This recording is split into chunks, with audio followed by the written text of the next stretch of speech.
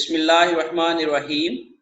Our today's lecture objectives are accounting based जो performance measures हैं उनमें जो सेकंड मेजर था हमारा रेजिडुअल इनकम, हम उसके ऊपर कुछ बात करेंगे और फिर हम लोग रेजिडुअल इनकम कैसे कैलकुलेट करते हैं और रेजिडुअल इनकम की बेसिस के ऊपर हम अपनी डिविजनल परफॉर्मेंस कैसे एवेलुएट करते हैं इस पे बात करेंगे। And then at the end of our discussion we will compare the results of return on investment and residual income और फिर हम ये देखेंगे कि इनमें से जो परफॉर्मेंस मेजर हैं उनमें से जो प्रेफरेबल परफॉर्मेंस मेजर कौन सा है, इसके ऊपर हम लोग जो है वो कुछ बात करेंगे। रिटर्न ऑन इन्वेस्टमेंट की जो परफॉर्मेंस एवेल्युएशन टेक्निक है इसके ऊपर क्रिटिसिज्म क्या क्या है, इसके ऊपर हम लोग बात करते हैं कि सिर्फ मैनेजर्स को ये बता देना कि भाई उन्होंने अपना return on an investment increase करना है, ये काफी नहीं होता। हम उनको ये कहें जी कि भाई आपकी परफॉर्मेंस अच्छी नहीं है, आपका रिटर्न ऑन इन्वेस्टमेंट कम है, आप इतनी इन्वेस्टमेंट हमने आपको करके दी हुई है लेकिन आप उसके ऊपर प्रॉफिट नहीं कमा रहे हो, रीजनेबल प्रॉफिट नहीं कमा रहे हो, तो सिर्फ इतनी बात कर देना काफी नहीं है। हमें मैनेजर्स को ये भी सिखाना पड़ेगा कि हमें उन्होंने अपना रिटर्न ऑन इन्वेस्टमेंट को इंक्रीज कैसे करना है और उसको सिखाने के लिए हमें वो सारी चीजें बताना पड़ेंगी जो अभी हमने पिछले वाली स्लाइड में डिस्कस की। हमें उनको बताना पड़ेगा कि रिटर्न ऑन इन्वेस्टमेंट किस तरीके से इंक्रीज किया जा सकता है। So every manager do not know how to increase return on investment. तो इसलिए वो जो टेक्निक का उनको नहीं पता होता है, उन नॉलेज का नहीं पता होता है, तो इसलिए जो हमारा रिटर्न ऑन इन्वेस्टमेंट को इंक्रीज करने का ऑब्जेक्टिव होता है वो फिर अचीव नहीं हो पाता है। तो इसलिए जो इसको क्रिटिसाइज करने वाले लोग हैं कि वो ये कहते हैं कि सिर्फ रिटर्न ऑन इन्वेस्टमेंट का बढ़ाना ही ऑब्जेक्टिव कम्युनिकेट कर देना मैनेजर्स को काफी नहीं होता, बल्कि हमें उन्हें ये भी बताना पड़ेगा कि भाई वो इंक्रीज कर कैसे सकते हैं, because lot of managers do not know how to increase return on investment. उनको उन फाइनेंस की बेसिक्स का नहीं पता होता है। अब मार्केटिंग मैनेजर को कैसे पता होगा कि वो अपने रिटर्न ऑन इन्वेस्टमेंट को कैसे इंक्रीज करे, because he doesn't know what is DuPont analysis. तो डो पॉइंट एनालिसिस भी सिखाना पड़ेगा लोगों को अगर हम लोग ये ऑब्जेक्टिव जो है वो अचीव करना चाह रहे हैं। सो जो क्रिटिसाइज करने वाले लोग हैं वो ये कहते हैं कि चूंकि मैनेजर जो हैं वो नहीं पता होता है कि वो अपने रिटर्न ऑन इन्वेस्टमेंट को इंक्रीज कैसे करेंगे, तो इसलिए इसकी इफेक्टिवनेस जो है वो नहीं रहती है जो हम हासिल करना चाह रहे होते हैं। Okay, increase return on investment in a way inconsistent with companies strategy. Increasing return on investment ये हो सकता है कि वो अपनी कंपनी की स्ट्रेटजी के मुताबिक नहीं हो सकता। अगर कंपनी की स्ट्रेटजी ये है कि उन्होंने अपनी जो मार्केट के अंदर जो है वो उनकी प्राइस के ऊपर जो है वो एक स्ट्रेटजी है और उस प्राइस को आप कम करके या ज्यादा करके अपनी प्रॉफिटेबिलिटी को इंक्रीज करना चाह रहे हैं, अपने टर्न ओवर को इंक्रीज और डिक्रीज करना चाह रहे हैं, तो हो सकता है कि वो कंपनी की स्ट्रेटजी के मुताबिक ना हो। दूसरा ये हो सकता है कि कंपनी की स्ट्रेटजी ये हो कि वो उन्होंने इतनी जो है वो आप समझ लें कि क्रेडिट पॉलिसी अडॉप्ट करते हैं और वो क्रेडिट पॉलिसी जो है वो रिटर्न ऑन इन्वेस्टमेंट बढ़ाने के लिए आप उस क्रेडिट पॉलिसी को जो है वो वायलेट कर लेते हैं, तो ये भी हो सकता है कि कंपनी की स्ट्रेटजी के मुताबिक ना हो। तो जो बाज़ औक़ात रिटर्न ऑन इन्वेस्टमेंट को बढ़ाने के लिए हम ऐसे जो है वो स्ट्रेटजीज अडॉप्ट कर लेते हैं डिपार्टमेंट लेवल के ऊपर, सेगमेंट लेवल के ऊपर, जो कि कंपनीज की स्ट्रेटजीज के साथ कंसिस्टेंट नहीं होती हैं। उसकी वजह से भी हमारी जो ऑब्जेक्टिव्स होते हैं वो अचीव नहीं हो पाते हैं और हम लोगों ने जो गोल कॉन्ग्रेंस का एक कॉन्सेप्ट होगा उसके मुताबिक हम ये कहते हैं कि जो डिपार्टमेंटल गोल्स होंगे वो ओवरऑल कंपनीज के गोल के साथ मैच नहीं करेंगे। जब वो मैच नहीं करेंगे तो हम जो रिटर्न ऑन इन्वेस्टमेंट का जो ऑब्जेक्टिव होगा, जो उसका आप समझ लें कि उसकी उसकी जो बेनिफिट्स होंगे वो हम अचीव नहीं कर पाएंगे। सो हम अपने रिटर्न ऑन इन्वेस्टमेंट को बढ़ाने के लिए एक मैनेजर जो है वो इस तरह के डिसीजन कर सकता है जो कि कंपनी की स्ट्रेटजी के बिल्कुल बरअक्स हूं और वो उसके मुताबिक जो है वो काम ना हो। तो इसलिए हम लोग रिटर्न ऑन इन्वेस्टमेंट को जो क्रिटिसाइज करने वाले लोग हैं वो इसके ऊपर एतराज ये उठाते हैं कि रिटर्न ऑन इन्वेस्टमेंट को इंक्रीज करने के लिए हम कंपनी को नुकसान पहुंचा सकते हैं। Okay, take actions that increase return on investment in the short run but harm the company in the long run, like cutting back R&D। हम शॉर्ट रन में अपनी रिटर्न ऑन इन्वेस्टमेंट को बढ़ाने के लिए जो एक्शंस करते हैं वो हो सकता है कंपनी को ओवरऑल लॉन्ग रन में नुकसान पहुंचाए। ये वही वाली बात है जो ऊपर हमने बात की कि हम कंपनी की स्ट्रेटजी के बरअक्स जाते हैं अगर हम लोग रिटर्न ऑन इन्वेस्टमेंट को बढ़ाते हैं। तो हम रिटर्न ऑन इन्वेस्टमेंट में तो शॉर्ट फोकस्ड होके बात करते हैं। हमारा मकसद ये होता है कि आज बढ़ जाए, हमारा बोनस हमें मिल जाए, डिपार्टमेंट मैनेजर की परफॉर्मेंस बेहतर हो जाए, वो उसको बेहतर करने के लिए, जैसे हमने पिछली वाली क्लास के अंदर भी एक कॉन्सेप्ट जो है वो उस पर बात की थी, डिसफंक्शनल बिहेवियर। तो डिसफंक्शनल बिहेवियर क्या होता है? वो गोल कॉन्ग्रेंस के उलट होता है। गोल कॉन्ग्रेंस मीन कि goals of the department or the manager should be consistent with the goals of the company। तो अगर वो दोनों नहीं होते हैं तो वो गोल इनकॉन्ग्रेंस हो जाती है, दोनों के गोल्स मैच नहीं करते हैं।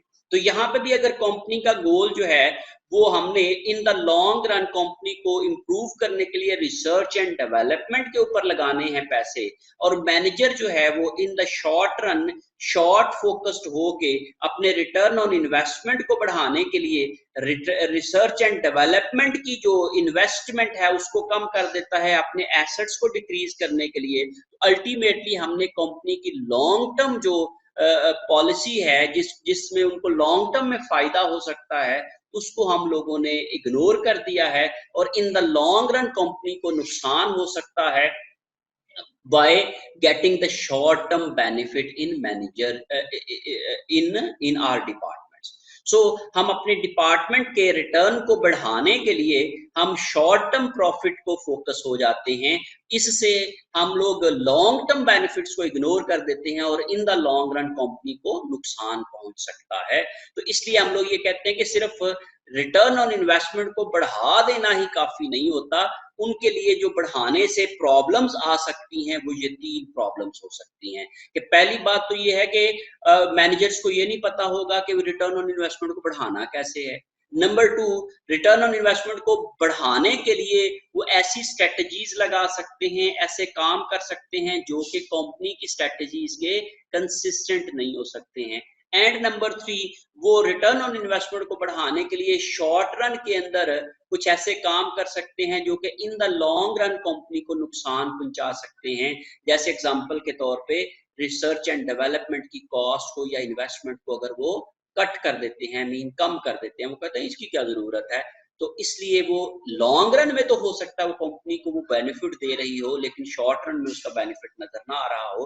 तो इस तरीके से रिटर्न ऑन इन्वेस्टमेंट को बढ़ाना ही मकसद नहीं होता है, वो उनकी ये प्रॉब्लम्स हो सकती हैं। Managers often inherit many committed costs over which they have no control।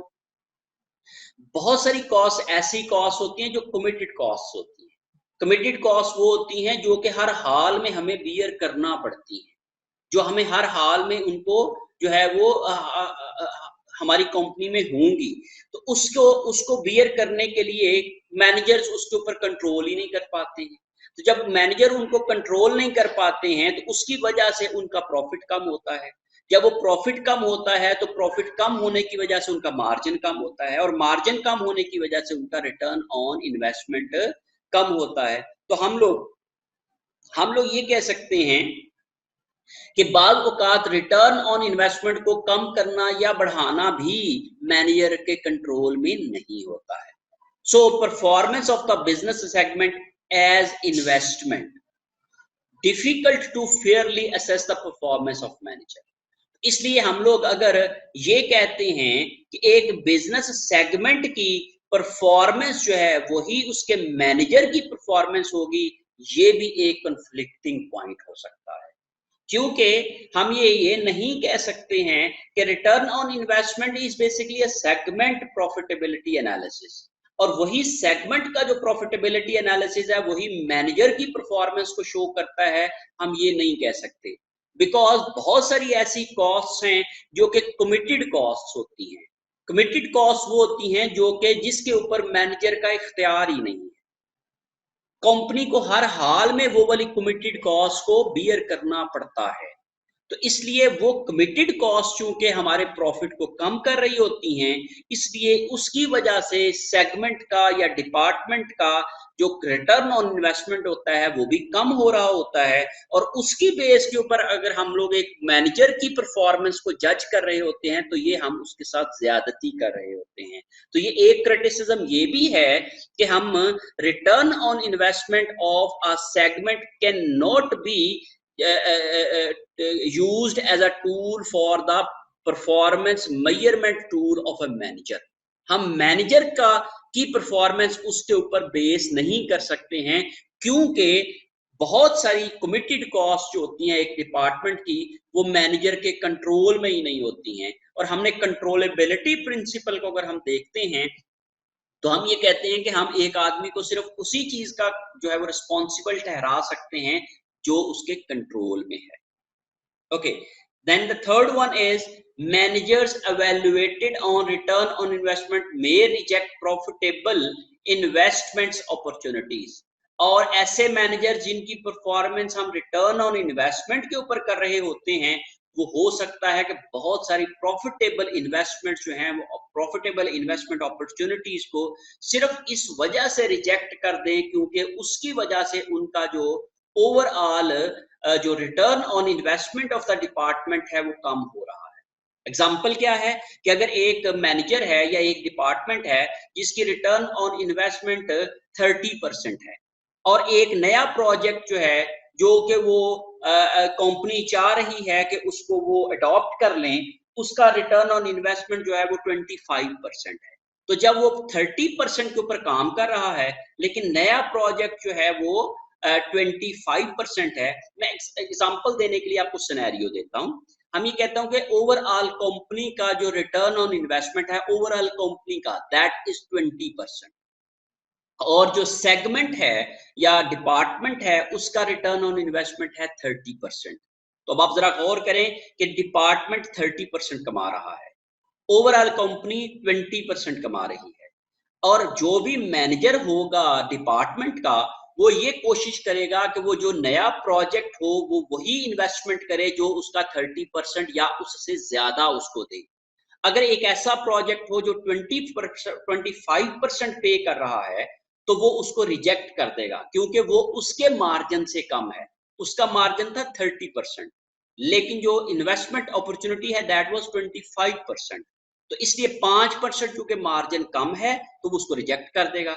लेकिन अगर आप ओवरऑल कंपनी के पॉइंट ऑफ व्यू से देखें तो कंपनी का मार्जिन है 20%, और जो प्रोजेक्ट का मार्जिन है जो कि इन्वेस्टमेंट का मार्जिन है दैट इज 25%।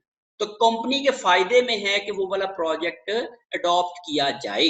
तो इसलिए मैनेजर कहेगा नहीं करना, कंपनी चाह रही होगी कि होना है। और जब हम लोग ऑटोनोमस मैनेजर को करते हैं तो वो खुद डिसीजन अपने ले रहा होता है, तो वो उस इन्वेस्टमेंट को रिजेक्ट कर देगा। उसकी वजह से गोल इनकॉन्ग्रेंस की प्रॉब्लम हो जाएगी। मैनेजर का गोल है अपनी परफॉर्मेंस को बढ़ाना, उसकी वजह से वो उसको रिजेक्ट कर देगा। कंपनी का गोल है ओवरऑल कंपनी के प्रॉफिट को इंक्रीज करना, तो उसके उसमें कंपनी के लिए वो इन्वेस्टमेंट ठीक है, वो चाह रही है कंपनी के ये हो, लेकिन मैनेजर क्या चाह रहा है कि ये ना हो क्योंकि उसकी वजह से उसकी ओवरऑल डिपार्टमेंट की परफॉर्मेंस कम हो जाएगी। तो इस सिचुएशन को हम गोल इनकॉन्ग्रेंस बोलते हैं। तो ये भी एक रिटर्न ऑन इन्वेस्टमेंट की प्रॉब्लम हो सकती है। So this is the criticism on return on investment. अब इन प्रॉब्लम्स को हल करने के लिए हम लोग एक नया टूल इस्तेमाल करते हैं that is called residual income. Residual income is an accounting measure of income minus a dollar amount for required return on an accounting measure of investment. हम residual income is basically an accounting measure of performance which is the income which is the formula of this residual income is income minus a dollar amount of required return on an accounting investment। हम income में से जब return on accounting measure of investment, return on investment की dollar amount जब हम लोग income की dollar amount में से माइनस करते हैं तो हमारे पास रेजिडुअल इनकम आ जाता है। तो पहले वाले में हम परसेंटेज कैलकुलेट करते थे, return on investment is calculated in percentage, here we calculate in absolute terms. उनकी अपनी प्रॉब्लम्स हैं, उसको कवर करने के लिए हम लोग क्या करते हैं कि रिटर्न ऑन इन्वेस्टमेंट जो है वो उसके बजाय हम रेजिडुअल इनकम को कैलकुलेट करते हैं। So residual income is equal to operating income minus required rate of return multiply by investment. Investment के साथ हम रिक्वायर्ड रेट ऑफ रिटर्न को जब मल्टीप्लाई करते हैं तो हमारे पास ये कॉस्ट ऑफ कैपिटल आ जाती है, ये कॉस्ट ऑफ इन्वेस्टमेंट आ जाती है, या रिक्वायर्ड रिटर्न ऑन इन्वेस्टमेंट आ जाता है इन एब्सोल्यूट टर्म्स और इन टर्म्स ऑफ डॉलर्स। जब हम लोग उसको इनकम में से माइनस करते हैं तो हम ये कहते हैं कि that is our residual income. So RRR required rate of return. Required rate of return क्या होता है कि हमने जो इन्वेस्टमेंट की है उसके ऊपर हमें मिनिमम इतना रिटर्न मिलना चाहिए। That is the minimum return which is our as per our standard, as per our budget, as per our you may say department targets। Okay, so required rate of return times the investment is the imputed cost of investment। जो हमने investment की है उसकी जो imputed cost है, उसकी जो minimum cost है, मीन उस इन्वेस्टमेंट को हम लोगों ने जो उसकी अपॉर्चुनिटी कॉस्ट है उसको हम लोग रिक्वायर्ड रेट ऑफ रिटर्न बोलते हैं। मीन हम ये कहते हैं कि हमने अगर 10 लाख रुपया इन्वेस्ट करना है, अगर हम इसको बैंक में रखवा दें तो वहां से हमें 15% या 12% या 10% रिटर्न मिलता रहेगा, इंटरेस्ट मिलता रहेगा, तो that is our imputed cost of that investment. या अगर हम ये कहते हैं हमारे पास 10 लाख रुपया है और हम एक बिजनेस में या एक किसी जगह पे इन्वेस्ट करते हैं और वहां से हमें 10% मार्जिन, 10% प्रॉफिट मिल सकता है, तो हम ये कहते हैं कि वो 10 लाख की जो 10% है वो इम्प्यूटेड कॉस्ट है। Mean that is the opportunity cost of that investment. अगर हम उस इन्वेस्टमेंट को किसी और जगह पे इन्वेस्ट करें तो उससे हमें कितना प्रॉफिट मिल सकता है, that is the imputed cost of that investment. तो हर एक इन्वेस्टमेंट की कोई ना कोई इम्प्यूटेड कॉस्ट होती है, कोई ना कोई अपॉर्चुनिटी कॉस्ट होती है। वो अपॉर्चुनिटी कॉस्ट होती है वो उसका minimum required rate of return हो जाता है, जिसको हम लोग RRR बोलते हैं। यहाँ पे हमने अपने फॉर्मूला में यूज किया है। Imputed costs are the cost recognized in some situation but not in the financial accounting records। हम imputed cost को हम situations में consider तो करते हैं लेकिन हम अपने accounting records के अंदर नहीं लेके आते। जैसे हम opportunity cost को हम अपने accounting record में नहीं लिखते हैं, वो हम अपने decisions करते हुए उसको consider जरूर करते हैं लेकिन हम लोग उसको अपने accounting records के अंदर mention नहीं करते हैं। अब हम लोग अगर हम कैलकुलेट करने जा रहे हूँ रेजिडुअल इनकम को, तो उसका फॉर्मूला होता है net operating income minus average operating assets multiply by minimum required rate of return, जिसको हमने RR कहा है। This computation differ from return on investment. ये रिटर्न ऑन इन्वेस्टमेंट से मुख्तलिफ होता है। Return on investment measure net operating income earned relative to the investment in average operating assets. हम रिटर्न ऑन इन्वेस्टमेंट मेजर करता है कि हमने ऑपरेटिंग इनकम जो अर्न की है with relation to the investment in operating assets, वो हमने कितना किया है। Residual income measures net operating income earned less the minimum required return on average operating assets. जबकि हम लोग रेजिडुअल इनकम जो है वो कैलकुलेट करते हैं कि हम अपने ऑपरेटिंग इनकम में से जब minimum required return on average operating assets को माइनस करते हैं तो वो हम लोग रेजिडुअल इनकम कैलकुलेट करते हैं। Return on investment is in percentage, is a relative figure relative to the investment in average assets and is calculated in percentage. Residual income is basically an absolute income, which is the residual part of the net operating profit after covering our return on operating assets or after covering our cost of capital. हमने जो भी अपना जो capital लगाया है या अपनी investment लगाई है, उसको हम लोग अगर इम्प्यूटेड कॉस्ट के ऊपर उसकी कॉस्ट को माइनस करें, तो हम ये कहते हैं कि भाई उसके बाद हमारे पास कितनी इनकम बचेगी, वो हमारी रेजिडुअल इनकम कहलाएगी। The residual income is the income after covering imputed cost of our operating assets. हम अपने ऑपरेटिंग एसेट्स की कॉस्ट को भी जब हम अपनी ऑपरेटिंग इनकम में से माइनस कर देते हैं, तो बच जाने वाली इनकम को हम रेजिडुअल इनकम बोलते हैं। Return on investment is calculated in percentage and residual income is calculated in dollar amount, in absolute dollar amount. Okay जी, अब हम लोग अगर इसकी रेजिडुअल इनकम की कैलकुलेशन की बात करें उन्हीं तीन के ऊपर, तो हमने ये कहा कि minimum required rate of return of hospitality in is 12%। That is basically set by the company कि भाई हमें कम से कम इतने परसेंट प्रॉफिट जरूर चाहिए। इसको हम कहते हैं minimum required rate of return और imputed cost of the capital. Return on residual income for each hotel is calculated as the operating income minus the required rate of return of 12% of total assets. तो San Francisco की operating income थी 2,40,000, उसमें से हम लोगों ने required rate of return था 12%।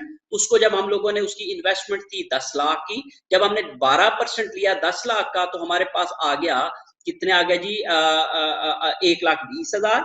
जब हमने 2,40,000 में से 1,20,000 को माइनस किया, तो हमारे पास रेजिडुअल इनकम आ गई 1,20,000। शिकागो का अगर हम देखते हैं तो हमारी इनकम थी 3 लाख और हमारा 12% रिटर्न था। 12% को हमने 20 लाख के साथ मल्टीप्लाई किया, तो ये आ गया 2,40,000। 3 लाख में से 2,40,000 को माइनस किया, तो ये हमारा आ गया 60,000। तीसरी चीज थी न्यू ऑरलेंस, ये 5,10,000 की इसने इनकम कमाई और 30 लाख के एसेट्स यूज किए। 30 लाख को हम लोगों ने 12% के साथ मल्टीप्लाई किया, तो ये आ गया हमारे पास 3,60,000। 5,10,000 में से 3,60,000 को माइनस किया, तो ये आ गया हमारे पास 1,50,000। अब आप जरा गौर करें कि रेजिडुअल इनकम की बेस के ऊपर अगर हम लोग तीनों होटल के सेगमेंट्स को जो है वो एवेलुएट करें, तो सबसे बेस्ट जो परफॉर्म किया है वो न्यू ऑरलेंस ने किया है। Because after covering all imputed cost of the capital or all cost of capital or return on investment, we have generated 1,50,000 of residual income. On the other side, San Francisco has generated only 1,20,000 of residual income. Operating income उसने 2,40,000 कमाई, लेकिन उसकी जब हम लोगों ने cost of investment जब हमने उसमें से माइनस की, तो बाकी बच जाने वाली इनकम 1,20,000 बची। इसने 1,20,000 बची, इसका 60,000 उसकी थी और इसकी 1,50,000 थी। तो इस लिहाज से अगर हम ये देखते हैं कि when we use residual income as a performance measure, तो इसमें सबसे बेहतर जो परफॉर्म किया है वो न्यू ऑरलेन होटल ने किया है। और जब हम लोग रिटर्न ऑन इन्वेस्टमेंट की बेस के ऊपर बात कर रहे थे, तो उस सूरत में हमारे पास सैन फ्रांसिस्को ने सबसे बेहतर परफॉर्म किया था। तो जब हम लोग परफॉर्मेंस मेजर को चेंज करते हैं, तो हमारे रिजल्ट्स भी चेंज हो जाते हैं।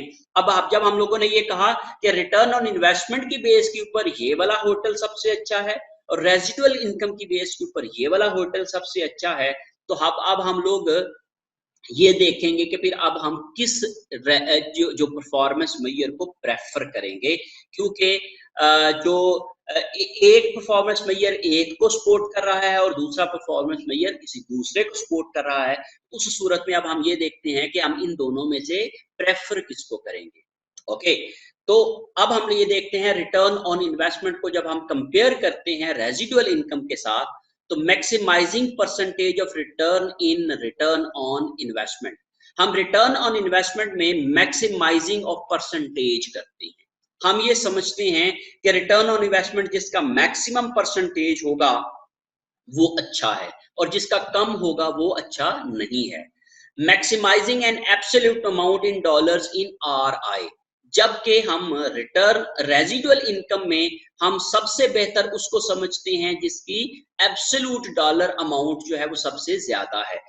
जैसे हमारी पिछली एग्जांपल में absolute dollar amount of residual income is 1,50,000 in New Orleans, which is the highest in the 3 cases, इसलिए हम लोगों ने उसको प्रेफर किया है। तो हमारा पास जो डिसीजन पॉइंट है वो ये है कि अगर हम डिसीजन करने जा रहे हैं रिटर्न ऑन इन्वेस्टमेंट पे तो हम हाईएस्ट परसेंटेज को सिलेक्ट करेंगे, और अगर हम लोग डिसीजन करने जा रहे हैं रेजिडुअल इनकम पे तो हम हाईएस्ट एब्सोल्यूट डॉलर अमाउंट को जो है वो सिलेक्ट करेंगे। व्हेन कंटिन्यू टू इन्वेस्टमेंट, तो जब हम लोग कंटिन्यूएशन ऑफ इन्वेस्टमेंट की बात करते हैं, मीन हमने ये कहा अभी इन्वेस्टमेंट हुई है और हमने इवैल्यूएशन करनी है, तो इवैल्यूएशन जो है वो हम किस बेस पे करेंगे, तो वो हम लोगों ने डिफरेंट सेगमेंट्स के हमने कैलकुलेट किया।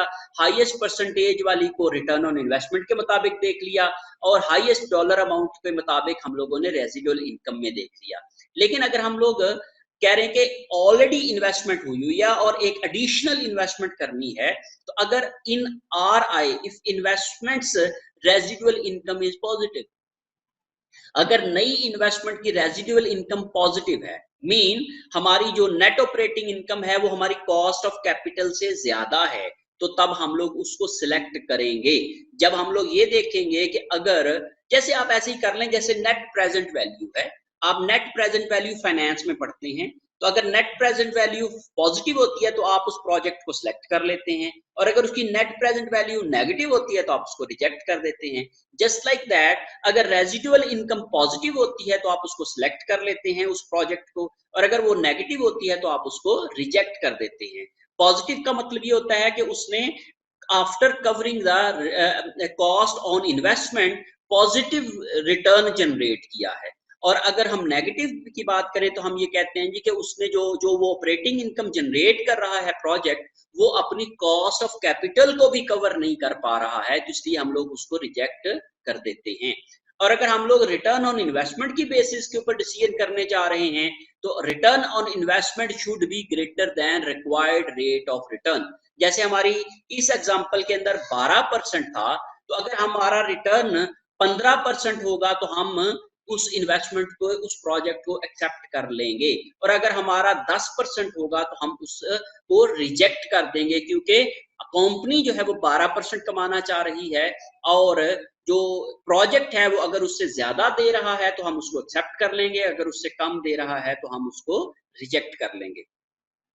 Problem of goal congruence of ROI covered by RI, जैसे हमने ये कहा ना कि ROI की एक प्रॉब्लम होती है, that is goal congruence. Goal congruence की प्रॉब्लम को हम कवर कर सकते हैं by using residual income. Residual income encourage करता है मैनेजर्स को to make profitable investment that would be rejected by managers using ROI। ROI को अगर कोई भी मैनेजर यूज करे और उसकी बेस के ऊपर वो अपनी इन्वेस्टमेंट को रिजेक्ट कर दे, तो रेजिडुअल इनकम जो है वो उसको सपोर्ट करती है कि वो उसको एक्सेप्ट कर ले। फॉर एग्जाम्पल, हमने ये कहा, अब वैसे तो आगे एग्जाम्पल भी आएगी इसकी गोल कॉन्ग्रेंस के हवाले से, हमने ये कहा कि अगर एक प्रोजेक्ट का रिटर्न जो है वो 15% है, डिपार्टमेंट जो है या सेगमेंट जो है वो रिटर्न कमा रहा है 20%, तो चूंकि उसका 20%, 15%, 20% से कम है, तो इसलिए वो उस इन्वेस्टमेंट को रिजेक्ट कर देगा। लेकिन अगर उसकी रेजिडुअल इनकम जो है वो 12% है, मीन उसका जो कॉस्ट ऑफ कैपिटल है वो 12% है, और जो रिटर्न दे रहा है वो 15% है, तो इसलिए वो 3% तो कम से कम ज्यादा दे रहा है, तो इसलिए उसकी रेजिडुअल इनकम क्या होगी, पॉजिटिव आएगी। तो उसलिए वो रिटर्न ऑन इन्वेस्टमेंट की बेसिस के ऊपर जो प्रोजेक्ट रिजेक्ट किया जा सकता है, वो रेजिडुअल इनकम उसको सपोर्ट करता है। If residual income is positive, then उसको हम लोग मैनेजर से कहेंगे कि वो उसको एक्सेप्ट कर ले, क्योंकि ओवरऑल कंपनी के फायदे में होगा वो वाला प्रोजेक्ट। तो इसलिए हम लोग मैनेजर को इनकरेज करेंगे कि वो ऐसी प्रॉफिटेबल इन्वेस्टमेंट को रिजेक्ट ना करे जिसका पॉजिटिव रिटर्न रेजिडुअल इनकम हो, आल्दो उसका रिटर्न ऑन इन्वेस्टमेंट जो है वो उसकी टारगेट रिटर्न ऑन इन्वेस्टमेंट से कम है, जो कि ऑलरेडी उसका बिजनेस में, उसके सेगमेंट में है। लेकिन अगर वो उसको रिजेक्ट कर देगा तो ओवरऑल कंपनी का नुकसान हो जाएगा और वो गोल इन कांग्रेस की प्रॉब्लम को इंक्रीज करेगा। तो गोल इनकॉन्ग्रुएंस की प्रॉब्लम को हम कवर कर सकते हैं बाय यूजिंग रेजिडुअल इनकम।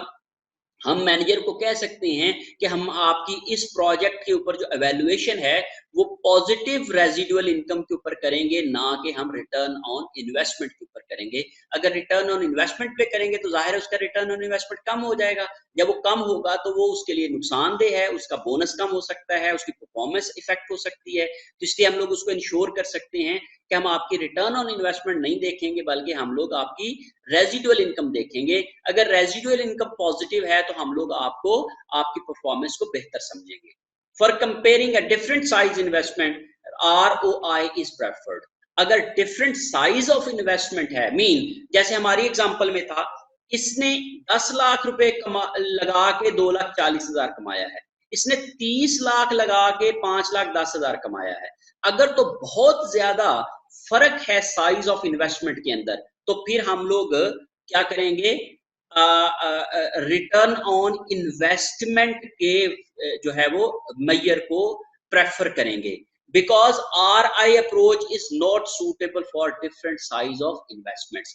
जो डिफरेंट साइज ऑफ इन्वेस्टमेंट्स के लिए रेजिडुअल इनकम जो है वो अच्छी अप्रोच नहीं है। अगर हम दो प्रोजेक्ट्स को कंपेयर कर रहे हैं और उनको अगर हम लोग, और वो डिफरेंट साइज ऑफ इन्वेस्टमेंट पे हैं, तो फिर हम लोग रेजिडुअल इनकम की अप्रोच को यूज नहीं करेंगे, बल्कि रिटर्न ऑन इन्वेस्टमेंट की अप्रोच को यूज करेंगे। So these were the some comparison of return on investment and residual income approach of departmental or divisional performance evaluation। अब हमारे पास एक कॉन्सेप्ट था गोल कॉन्ग्रेंस का। To understand the concept of goal congruence हम एक example के साथ, एक इलिस्ट्रेशन के साथ काम करते हैं। हॉस्पिटैलिटी इन जो है वो एक आप समझ लें कि रूम फीचर की अपग्रेडिंग के ऊपर जो है वो, फर्निशिंग के ऊपर जो है वो कुछ इन्वेस्टमेंट करना चाह रही है। तो उससे क्या होगा, the upgrade will increase operating income of San Francisco hotel. San Francisco hotel जो उनका एक सेगमेंट है, उसकी इनकम को वो 70,000 से इंक्रीज कर देगा। And increase in total assets, जो उसके ऊपर वो इन्वेस्टमेंट करेंगे, वो एडिशनल इन्वेस्टमेंट होगी, वो 4 लाख की होगी। जब हम लोग additional return on investment calculate करते हैं तो that is 17.5%, which is calculated by 70,000, that is net operating income, divided by additional assets. Additional income divided by additional assets को जब हम लोग डिवाइड करते हैं तो 17.5% आ गया। Which is attractive to hospitality in, वो जो कि हॉस्पिटैलिटी इन के लिए एक अट्रैक्टिव ऑप्शन है, क्योंकि because it exceeds the required rate of return of 12%, क्योंकि उनका जो रिटर्न है वो रिक्वायर्ड 12% है, और वो प्रोजेक्ट जो एडिशनल इन्वेस्टमेंट है वो उनको 17.5% दे रही है। By making this expansion, however, the San Francisco hotel will return on investment will decrease।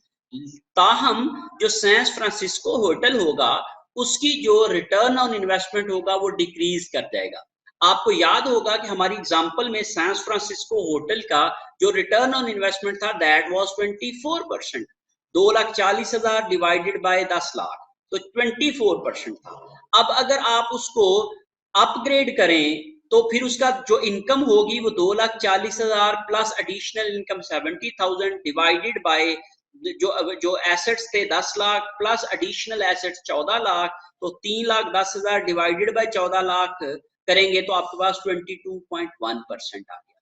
It means कि अगर वो ये इन्वेस्टमेंट एक्सेप्ट करता है, if the manager of San Francisco hotel, if the executive of San Francisco hotel accept this investment opportunity, it will decrease its segment margin, its departmental return on investment from 24% to 22.1%। और अगर हम लोग उसकी performance इस figure के ऊपर जज कर रहे हैं तो वो क्या करेगा, तो वो कहेगा कि भाई अगर मुझे पहले 24% या इससे ज्यादा के ऊपर मुझे बोनस मिल रहा था तो उससे क्या होगा कि लोग कहेंगे कि भाई तुम्हारी परफॉर्मेंस तो कम हो गई है, which was 24% previously, now it is 22.1%। तो इसलिए वो कहेगा कि ये मेरे फायदे की बात नहीं है, इसलिए वो इस इन्वेस्टमेंट को रिजेक्ट कर देगा। अगर चूंकि डिसेंट्रलाइजेशन में, ये डिविजनलाइजेशन के अंदर हम मैनेजर्स को ऑटोनॉमी देते हैं, वो अपने डिसीजंस खुद कर सकें, तो इसलिए जब उसने डिसीजन करना होगा कि इस इन्वेस्टमेंट को, रीफर्निशिंग ऑफ द होटल को वो एक्सेप्ट करे या ना करे, तो वो उसका डिसीजन ये करेगा कि वो उसको रिजेक्ट कर देगा। क्यों क्यों रिजेक्ट कर देगा? बिकॉज उसका जो करंट रिटर्न ऑन इन्वेस्टमेंट था दैट वाज 24%, और जो उसका एडिशनल रिटर्न ऑन इन्वेस्टमेंट होगा, जो आफ्टर एडिशनल इन्वेस्टमेंट होगा, दैट वाज 22.1%। क्योंकि ये 17.5% है, इस 17.5% जब 24% के साथ मिला तो उसने ओवरऑल एवरेज को डिक्रीज कर दिया, दैट इज 22.1%। लेकिन अगर ओवरऑल कंपनी की बात करें तो ओवरऑल कंपनी का तो 12% था, और जब उसको 17.5% का प्रोजेक्ट मिलेगा तो उससे क्या होगा कि उनका ओवरऑल रिटर्न जो है वो इंक्रीज कर जाएगा, because that 17.5% meets the minimum requirement of 12%। That's why this is profitable for the company. तो वो कंपनी चाहेगी कि ये प्रोजेक्ट किया जाए, जबकि मैनेजर चाहेगा कि ये प्रोजेक्ट ना किया जाए। इसी का नाम ही गोल इनकॉन्ग्रेंस। ठीक है जी। हम ये कहते हैं जी कि कंपनी चाह रही होती है कि वो प्रोजेक्ट किया जाए, या और मैनेजर चाह रहा होता है कि वो प्रोजेक्ट ना किया जाए। और इस एग्जांपल में हमने ये सिनेरियो को समझने की कोशिश की है। इसको हम लोग गोल इनकॉन्ग्रेंस कहते हैं। उलट सिचुएशन भी हो सकती है कि कंपनी कह रही हो कि ये प्रोजेक्ट नहीं करना चाहिए, जबकि मैनेजर के चाह रहा हो कि ये प्रोजेक्ट करना चाहिए, क्योंकि अगर मैनेजर को उसमें फायदा नजर आ रहा है तो वो प्रोजेक्ट को अडॉप्ट करेगा, और अगर मैनेजर का अपना नुकसान नजर आ रहा है तो वो उस प्रोजेक्ट को रिजेक्ट कर देगा। जब मैनेजर जो है वो अपनी कंपनी के ओवरऑल गोल्स के उलट काम कर रहा होता है तो उसको हम लोग गोल इनकॉन्ग्रेंस कहते हैं। और मैनेजर के इस बिहेवियर को हम डिसफंक्शनल बिहेवियर कहते हैं। इस बिहेवियर को हम डिसफंक्शनल बिहेवियर कहते हैं, कि वो अपने जो है वो अच्छा जी। The annual bonus paid to the San Francisco manager may decrease if return on investment affects the bonus calculation and the upgrading option is selected। भाई वो क्यों रिजेक्ट करेगा उस इन्वेस्टमेंट अपॉर्चुनिटी को? क्योंकि उसका जो बोनस है वो कैलकुलेट किया जा रहा है रिटर्न ऑन इन्वेस्टमेंट के ऊपर। क्योंकि उसका रिटर्न ऑन इन्वेस्टमेंट जो है वो 24% से रिड्यूस हो जाएगा 22% के ऊपर। दैट्स वाई उसका बोनस भी रिड्यूस हो जाएगा उसकी जो पहले बोनस मिलने की उसकी फिगर थी। कॉन्सिक्वेंटली द मैनेजर में रिजेक्ट द एक्सपेंशन। इसलिए वो अब जो उस एक्सपेंशन होगी या उस प्रोजेक्ट को वो रिजेक्ट कर देगा। और अगर हम लोग उसके बरअक्स एनुअल बोनस की कैलकुलेशन हम रेजिडुअल इनकम के ऊपर कर लें, तो तब सांस फ्रांसिस्को मैनेजर जो है वो फेवर करेगा एक्सपेंशन को। क्यों फेवर करेगा? क्योंकि उसका जो प्री अपग्रेड रेजिडुअल इनकम था that was 2,40,000 minus 12% of 10 lakh, that was 1,20,000। और अगर हम पोस्ट अपग्रेड उसका रेजिडुअल इनकम कैलकुलेट करते हैं तो पोस्ट रेजिडुअल उसकी इनकम है 3,10,000, पोस्ट अपग्रेड उसकी इनकम है 3,10,000, और उसके पोस्ट अपग्रेड उसकी इन्वेस्टमेंट है 14 लाख। तो उसको अब हम 12% पे कैलकुलेट करते हैं, तो उसको जब हम लोग 3,10,000 में से माइनस करते हैं तो ओवरऑल नेट हमारे पास है वो 1,42,000 आ जाता है, विच इज ग्रेटर देन 1,20,000।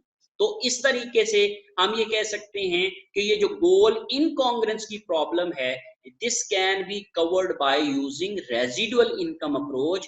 और अगर हम लोग return on investment approach use करते हैं तो गोल कॉन्ग्रेंस की प्रॉब्लम अराइज होती है, विच कैन बी रिजॉल्व और recovered by residual income approach. अगर हम लोग मैनेजर का बोनस रेजिडुअल इनकम के ऊपर दे दें, चूंकि ये प्रोजेक्ट पॉजिटिव रेजिडुअल इनकम दे रहा है इसलिए इसको एक्सेप्ट होना चाहिए, और उसका अगर बोनस इसकी इस अमाउंट के ऊपर कैलकुलेट हो जाए तो फिर वो राजी हो जाएगा इस प्रोजेक्ट को लेने के लिए और वो मान जाएगा और उसकी ऑटोनॉमी भी रहेगी और कंपनी का भी फायदा हो जाएगा।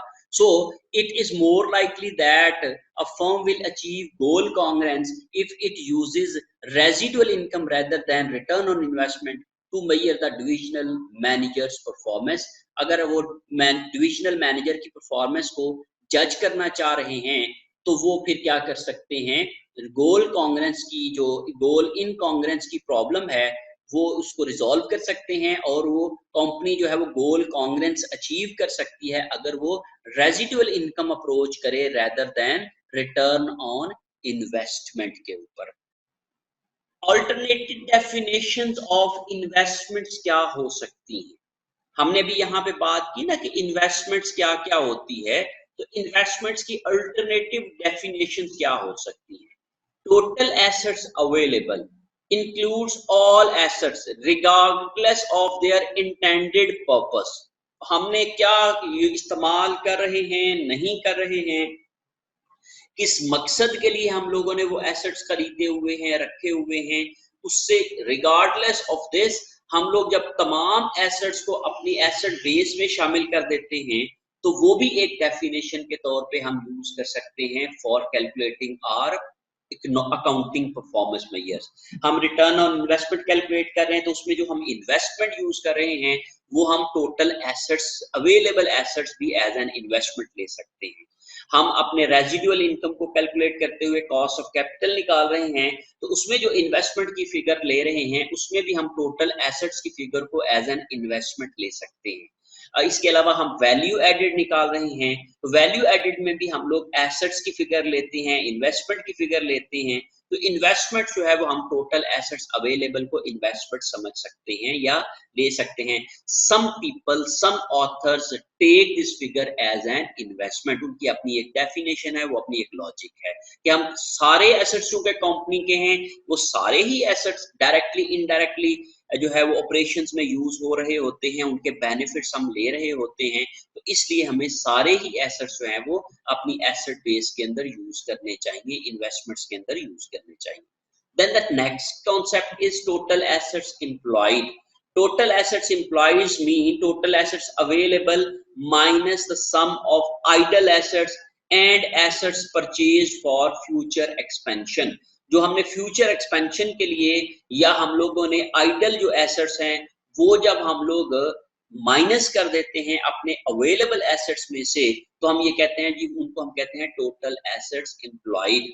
बेसिकली हमने एसेट्स जो हैं जो एम्प्लॉय किए हैं फॉर अर्निंग आर प्रॉफिट्स और अर्निंग आर रेवेन्यूज, उनको हम लोग एसेट्स एम्प्लॉयड बोलते हैं और वो एसेट्स एम्प्लॉयड भी हम एज एन इन्वेस्टमेंट डेफिनेशन के तौर पे इस्तेमाल करते हैं, बाज ऑथर्स के मुताबिक, बाज सिचुएशंस के मुताबिक। ठीक है जी, इसमें हम लोग टोटल अवेलेबल एसेट्स नहीं लेते बल्कि इसमें से हम लोग जो फ्यूचर एक्सपेंशन के पॉइंट ऑफ व्यू से जो हमने एसेट्स खरीद के रखे होते हैं या हमारे पास जो आइडल एसेट्स पड़े हुए होते हैं उनको हम लोग माइनस कर देते हैं।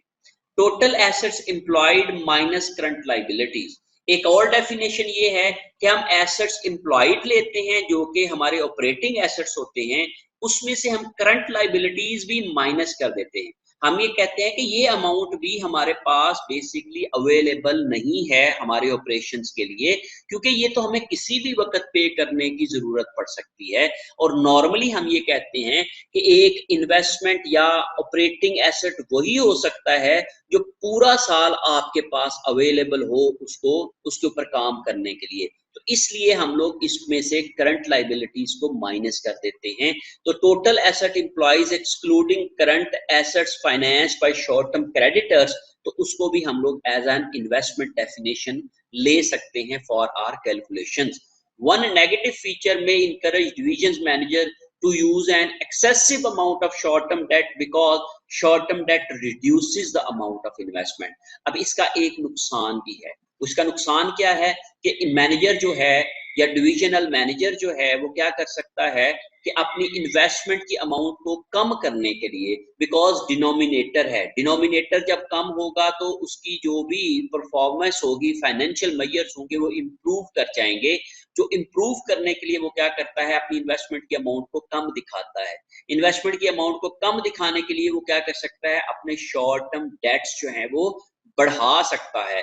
फॉर समझने के रिपोर्टिंग पीरियड के लिए वो क्या कर सकता है, बहुत ज़्यादा अपने जो जो क्या हैं उनके जो क्रेडिटर्स हैं या उनके जो पेएबल्स हैं, उनकी पेमेंट्स को वो क्या कर सकता है, होल्ड कर सकता है, और होल्ड करने के बाद उनकी लायबिलिटीज़ इंक्रीज़ हो जाएँगी, और इंक्रीज़ होने के बाद जब उनकी करंट लायबिलिटीज़ माइनस होंगी उसकी ऑपरेटिंग एसेट्स में से, तो इन्वेस्टमेंट बेस उसकी कम हो जाएगी। इसका फ़ायदा उसको ये पहुँचेगा कि उसकी जो परफ़ॉर्मेंस मेजर की फ़िगर होंगी, जैसे रिटर्न ऑन इन्वेस्टमेंट है, जैसे रेज़िडुअल इनकम है, या जैसे उसकी इकोनॉमिक वैल्यू एडेड है, उनकी फ़िगर्स जो हैं वो इम्प्रूव्ड नज़र आएँगी। तो इसको जो है वो एक मैनेजर जो है वो अपने फ़ायदे के लिए भी इस चीज़ को इस्तेमाल कर सकता है, ये इसका एक नेगेटिव फ़ीचर है। उसके बाद stockholders equity can also be used as investment base calculated by assigning liabilities among divisions and deduct these amounts from total assets of each division। हम क्या करते हैं कि एक कंपनी की जो आप समझ लो कि टोटल लाइबिलिटीज होती हैं, वो हम अपनी जो भी डिविजन्स होते हैं उनमें हम असाइन कर देते हैं, उनमें हम डिवाइड कर देते हैं उन लाइबिलिटीज को, और फिर हम लोग उनके टोटल एसेट्स में से उन लाइबिलिटीज को माइनस करके क्या करते हैं, स्टॉक होल्डर्स इक्विटी निकालते हैं। ये भी एक इन्वेस्टमेंट मैयर के तौर पे इस्तेमाल हो सकता है as a definition of investment, कि जो हम डिनोमिनेटर में इन्वेस्टमेंट की फिगर ले रहे हैं ना, जैसे रिटर्न ऑन इन्वेस्टमेंट में डिवाइडेड बाय इन्वेस्टमेंट कर रहे हैं, रेजिडुअल इनकम में cost of capital multiply by investment कर रहे हैं, इकोनॉमिक वैल्यू एडेड में weighted average cost of capital multiply by investment कर रहे हैं। तो इन तमाम चीज़ों में इन्वेस्टमेंट की डेफिनेशन या कैलकुलेशन करने के लिए हम डिफरेंट जो टेक्निक्स या डिफरेंट जो लॉजिक्स यूज कर सकते हैं, उनमें से एक लॉजिक ये भी है कि हम स्टॉक होल्डर्स इक्विटी लगाएं। हम यहाँ पे सिर्फ एसेट साइज को देख रहे थे, यहाँ पे हम लोग एसेट और लाइबिलिटी साइड को भी देख रहे हैं। तो हम ये कहते हैं कि जो कंपनी की लाइबिलिटीज होती हैं उनको हम डिविजन्स में डिवाइड कर देते हैं, और डिविजन्स के जो एम्प्लॉयड एसेट्स होते हैं या टोटल एसेट्स होते हैं, उनमें से हम उनका जो पोर्शन ऑफ लाइबिलिटीज होता है उसको माइनस करते हैं। उससे क्या बन जाता है, उनकी जो स्टॉक होल्डर्स इक्विटी होती है। मीन हम स्टॉक होल्डर्स इक्विटी को क्या कर रहे होते हैं, डिविजन्स के अंदर डिवाइड कर रहे होते हैं। ड्रॉबैक इसका क्या है, combines the operating decisions made by hotel managers with the financing decision made by top management.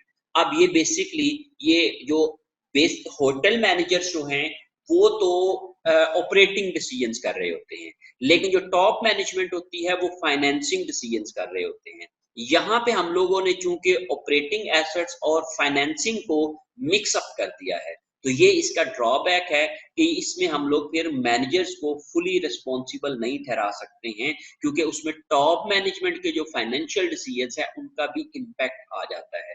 उस इम्पैक्ट को हम यहाँ पे अगर जो है वो इसमें डालते हैं लाइबिलिटीज को भी, तो फिर हम लोग ये कह सकते हैं कि ये इसका एक ड्रॉबैक है कि हम इस मैयर को अगर यूज करेंगे तो इसलिए हम लोग इसमें ये एक गलती करेंगे कि हम टॉप मैनेजर्स की जो फाइनेंशियल डिसीजन है उनका इम्पैक्ट भी मैनेजर के जो ऑपरेटिंग डिसीजंस हैं उनके ऊपर डाल देंगे। तो आप याद रखें कि हम लोग जो नॉर्मली यूज करते हैं वो टोटल एसेट्स एम्प्लॉयड या फिर total asset employees minus current liabilities, ये दो मेजर्स जो हैं वो ज्यादातर इस्तेमाल होते हैं for the calculation of asset और इन्वेस्टमेंट बेस्ड